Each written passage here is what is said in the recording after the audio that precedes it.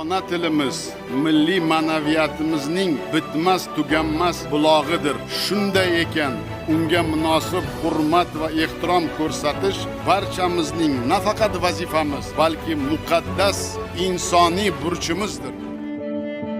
Garchi zug'um qilganlarni yoqtirmadim, she'r yozdim-u, bo'lak ishni qotirmadim. Tilim turib, o'z tilimda gapirmadim. Bir eslasam, eziladi bag'ri dilim. Ona tilim, kechir meni, ona tilim. Sen bo'lmasang, nima bizga silliq she'rlar? Bu dunyoda tili yo'qda dil yo'q derlar. Bahoying-ku berib ketgan alisherlar. Yuragimning to'ridagi so'lmas gulim.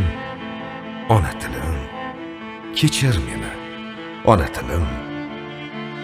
Bir qarasam, har shevangda ming jilolar. Har novdangda, har mevangda ming jilolar. Qodiriylar, cho'lponlar u Abdullolar.